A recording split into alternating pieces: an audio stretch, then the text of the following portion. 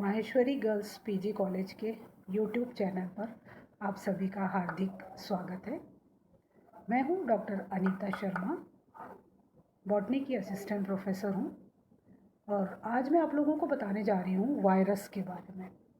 Virus जैसा कि आज पूरी दुनिया इसे जानती है, एक मिरेकल है। ये मिरेकल एंटिटी है। It is neither living nor dead. बड़े आश्चर्य की बात है कि कैसा ऑर्गेनिज्म है ये जिसने पूरी दुनिया को हिलाकर रख दिया है। आज हम वायरस को कोविड-19 के नाम से ज़्यादा जानते हैं। हालांकि कोविड-19 वायरस का एक टाइप है। वायरस होते क्या है ना, जिसने पूरी दुनिया को हिलाकर रख दिया है। क्या ये लिविंग है? नहीं, ये लिविंग नहीं है ना। पूरी तरह से लिविंग भी नहीं है और पूरी तरह से डेड भी नहीं है। वास्तव में वायरस क्या है, आज हम ये जानने की कोशिश करेंगे। तो हम आते हैं अपने नोट्स पर। वायरस जो होते हैं, जैसा कि आपको इस पे स्क्रीन पर दिखाई दे रहा है, ये है intracellular obligate parasite. Obligate parasite होने का ये मतलब है कि ये केवल लिविंग सेल के अंदर ही अपने आप को सर्वाइव कर पाता है, यानी लिविंग सेल से न्यूट्रिशन लेने का काम करता है। क्लियर? वायरस को कनेक्टिंग लिंक कहा जाता है किसकी? लिविंग और नॉन लिविंग के ऑर्गेनिजम्स के बीच की। ऐसा क्यों है?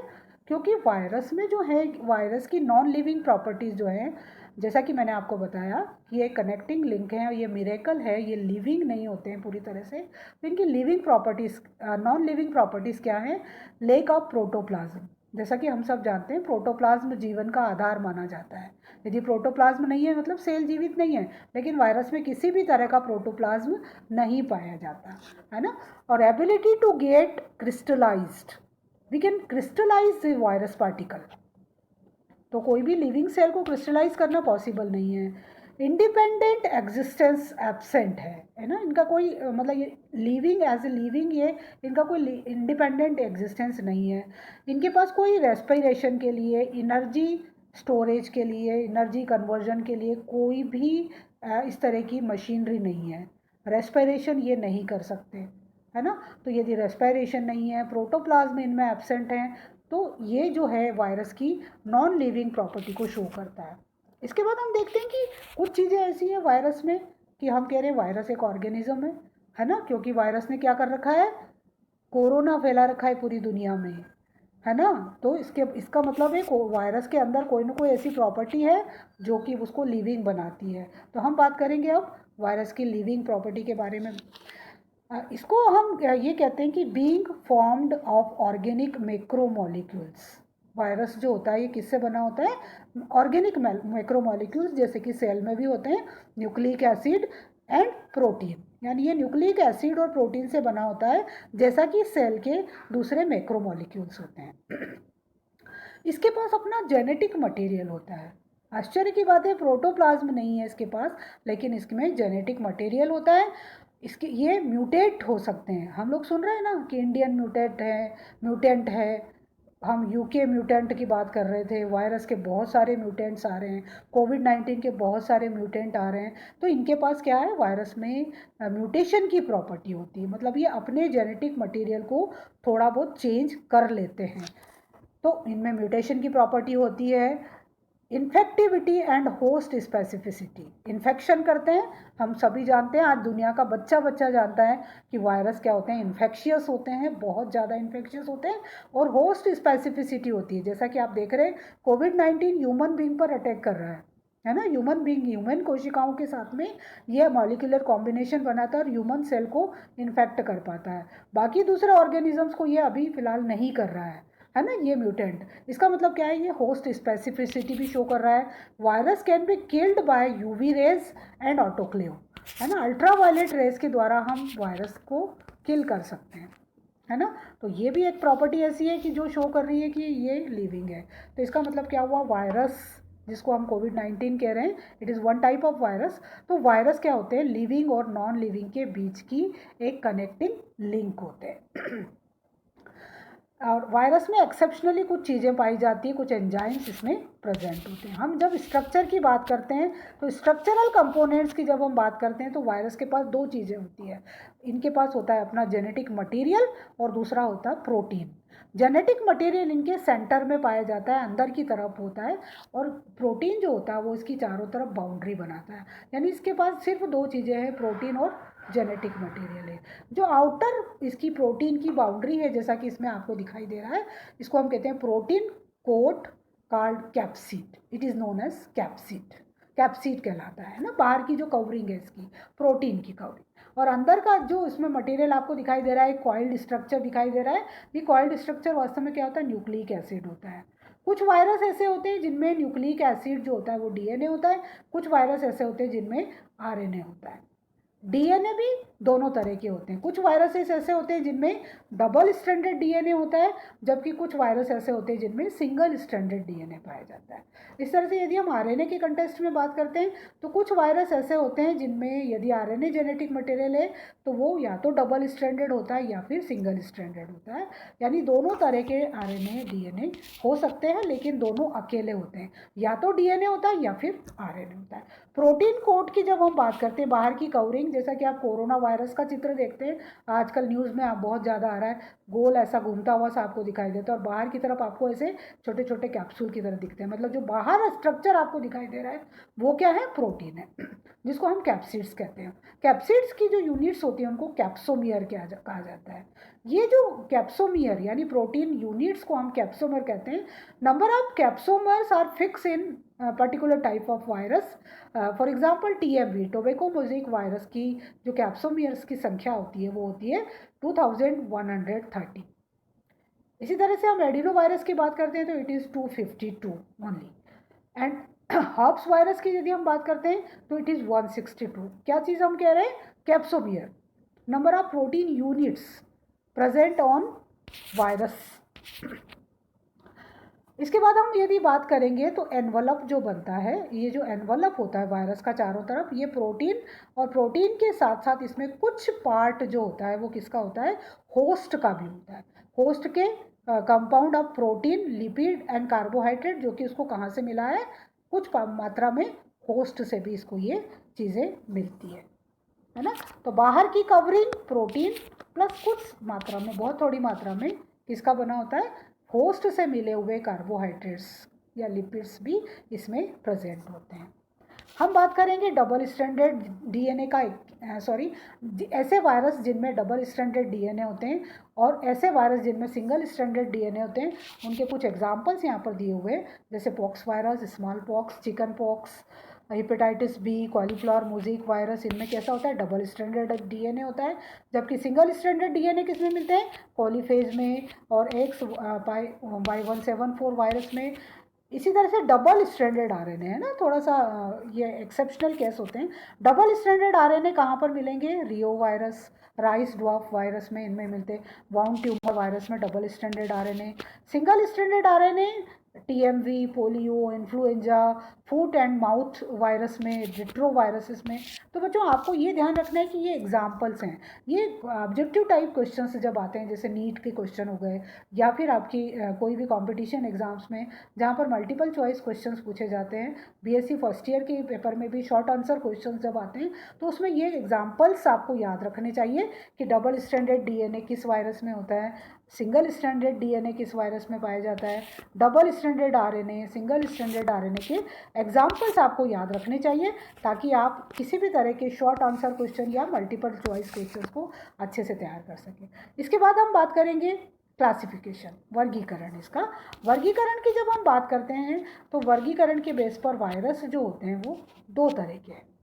पहला कौन सा है, प्लांट वायरस, यानी ऐसा वायरस जो प्लांट सेल से अपना न्यूट्रिशन लेता है और प्लांट सेल पर पैरासाइट होता है, ऑब्लिगेटली पैरासाइट।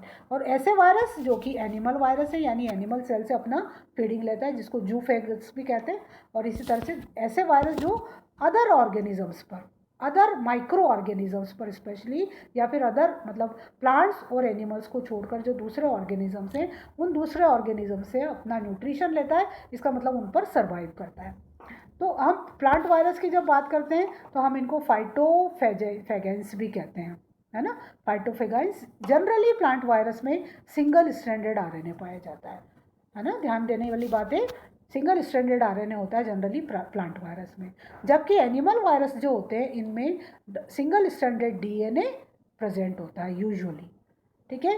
हम दूसरे वायरस की जब बात करते हैं तो virus which attack on bacteria are known as bacteriophages. Virus which attack on Escherichia coli, special bacteria की हम बात करें Escherichia coli, तो it is known as coliphage. When it is attack on blue green algae, it is known as cyanophages. When it is get nutrition from the fungi, it is known as mycophages. यानी virus कई तरह के हैं, plants पर भी होते हैं, plant के अंदर भी, एनिमल्स में भी, और इसके अलावा दूसरे ऑर्गेनिज्म जैसे bacteria, E coli, BGA, blue green algae, fungi etcetera में ये प्रेजेंट होता है। अब हम बात कर रहे हैं, चलते हैं structural details of tobacco mosaic virus. इस वायरस के ऊपर सबसे ज़्यादा स्टडी हुई, इसके स्ट्रक्चर को जाना है सबसे पहले।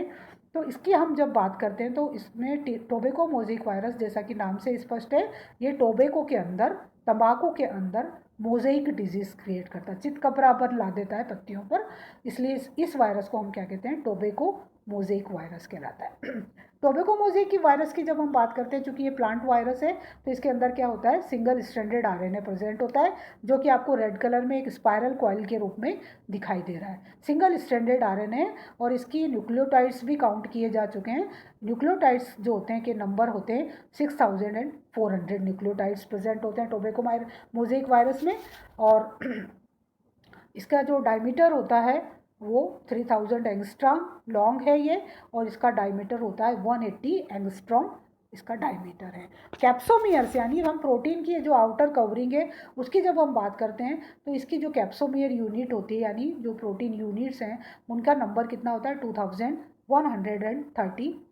और इसका मतलब क्या हुआ कि टोबैको मोज़ेक वायरस के अंदर न्यूक्लियोटाइड यानी न्यूक्लियर मटेरियल और प्रोटीन मटेरियल का जो रेशो होता है वो कितना होता है, 3:1, है ना। 6400 एंड 2130, यानी न्यूक्लिक मटेरियल प्रोटीन मटेरियल का 3 गुना होता है।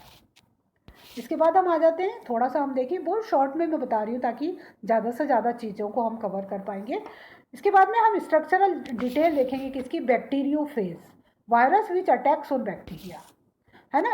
इसका जो स्ट्रक्चर होता है, objective type question, multiple choice, MCQs जो आते हैं, ध्यान देने वाली बात है, टेडपोल लाइक स्ट्रक्चर होता है, जो फ्रॉग का लार्वा होता है टेडपोल, उसकी तरह इसका स्ट्रक्चर दिखाई देता है। देखिए इसमें आपको हेड दिखाई दे रहा है, हेड पार्ट है, कॉलर पार्ट इसका दिखाई दे रहा है, रेड कलर की कॉलर बनाई हुई है, और ये वाला जो नीचे वाला पार्ट है ब्लैक कलर का, ये नेक है, और इसके नीचे की तरफ एक बेसल प्लेट होती है ना, उसको हम टेल पार्ट कह सकते हैं, है ना, जो बेसल पार्ट है, बेसल प्लेट और उससे लगी हुई टेल।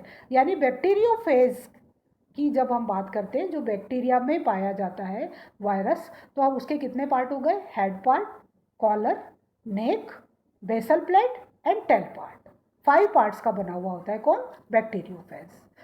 हेड पार्ट जो हम देख रहे हैं इसमें क्या होता है, बहुत सारे एंगल्स प्रेजेंट होते हैं, है ना, और इसके अंदर आपको क्वाइल्ड दिखाई दे रहा है, double helical coil, double stranded DNA पाया जाता है ना, डबल स्ट्रैंडेड डीएनए इसमें प्रेजेंट होता है, नेक है और साथ में इसकी बेसल प्लेट यहाँ पे दिखाई दे रही है।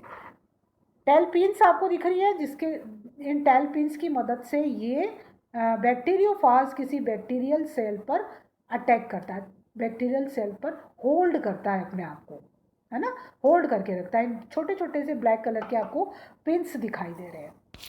इसके बाद हम आगे चलते हैं, नॉमेनक्लेचर, है ना।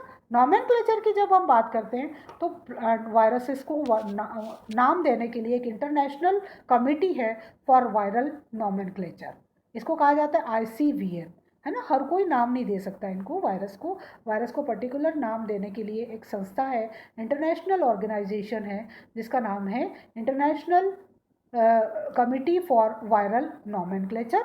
इस टॉपिक को हम थोड़ा सा स्किप करेंगे, आगे चलेंगे, थोड़ा सा हम लोग दूसरी इम्पॉर्टेंट बातों को ज़्यादा अच्छे से देख पाएंगे। इसके बाद में वायरस के कुछ ऐसे पार्टिकल्स हैं जिनको हम सब वायरल पार्टिकल्स कहते हैं, जैसे कि वायरॉइड्स। है ना। वायरॉइड्स के बारे में हमको जानना चाहिए। इसके बाद होते हैं प्रायॉन्स। प्रायॉन्स जो होते हैं ये केवल प्रोटीन के बने होते हैं, केवल प्रोटीन, इनके पास न्यूक्लिक मटेरियल भी नहीं होता। तो protein part is also infectious, है ना। कुछ वायरस ऐसे होते हैं जो केवल प्रोटीन से बने होते हैं। और वायरॉइड्स क्या होते हैं? वायरॉइड्स जो होते हैं विदाउट प्रोटीन कवरिंग, जो उसका जेनेटिक मटेरियल होता है। वास्तव में क्या होता है कि जब वायरस अटैक करता है किसी भी सेल पर, तो वो अपने प्रोटीन पार्ट को बाहर ही छोड़ देता है, प्रोटीन पार्ट को बाहर ही छोड़ देता है। और कि अंदर जो सेल के अंदर एंट्री होती है वो किसकी होती है? केवल और केवल जेनेटिक मटेरियल की एंट्री होती है ना। तो वायरस का इन्फेक्शियस पार्ट कौन सा हुआ? वायरस का इन्फेक्शियस पार्ट हुआ उसका जेनेटिक मटेरियल, यानी या तो आरएनए या फिर डीएनए, है ना।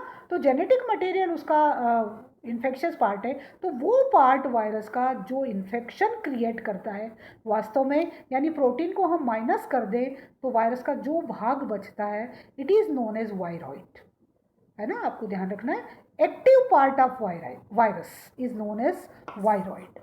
बहुत शॉर्ट में हम यहाँ पर बात कर रहे हैं। और इसके बाद में प्रायोन्स की जब हम बात करते हैं तो कुछ वायरसेस ऐसे होते हैं जिनके जैसे प्रोटीनेशियस इन्फेक्शियस पार्टिकल्स कहलाते हैं। ये वायरस विदाउट जेनेटिक मटीरियल हम इनको कहते हैं, और इनको क्या कहा जाता है? ये प्रायोन्स होते हैं। जैसे कि, और ये प्रायंस के थ्रू कैसे पता चला? जैकब डिजीज़ इनके द्वारा नोट की गई, और उस जैकब डिजीज़ के आधार पर ये पता चला कि कुछ वायरस ऐसे होते हैं जो कि सिर्फ प्रोटीन के बने होते हैं। तो है ना बच्चों, बहुत मज़ेदार और इंटरेस्टिंग, बल्कि हम इसको मिरेकल पार्टिकल्स कह सकते हैं वायरस को, जो लिविंग भी हैं और नॉन लिविंग भी, दोनों तरह के कैरेक्टरिस्टिक्स शो कर रहे हैं।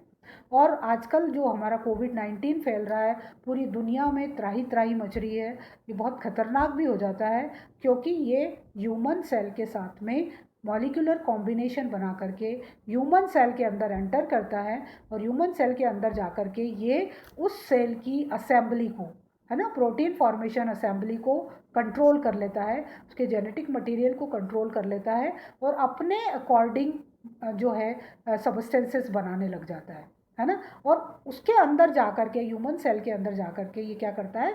बहुत सारी अपनी मल्टीपल कॉपीज़ बनाता है, बहुत तेज़ी से रेप्लिकेट करता है, और बहुत तेज़ी से नई नई सेल्स को ये जा कर के अटैक करता है, और बहुत सीवियरली अफेक्ट कर लेता है। हालांकि सारे वायरस इतना सीवियर अफेक्ट नहीं करते। ये जो वायरस है कोविड-19 जिसकी हम बात कर रहे हैं, बाय चांस इस तरह का वायरस क्रिएट हुआ यहाँ पर कि ये इतनी तबाही मचा रहा है। लेकिन हम लोग शुक्र मनाएं इस बात को कि हमारे वैज्ञानिकों ने वैक्सीन खोज लिया है, और बहुत जल्दी हम इस कोविड-19 पर नियंत्रण पा लेंगे। लेकिन बच्चों, आज के लेक्चर में आप लोगों ने सीखा कि वायरस वास्तव में क्या होते हैं, बेसिकली इनका स्ट्रक्चर क्या होता है, इनके अंदर कौन कौन से केमिकल सब्सटेंसेस प्रेजेंट होते हैं, और ये किस तरह से सर्वाइव करते हैं। तो वायरस जो होते हैं ये लिविंग और नॉन लिविंग के बीच की कनेक्टिंग लिंक्स पाए जाते हैं। आज के लिए बस इतना ही। Thank you very much.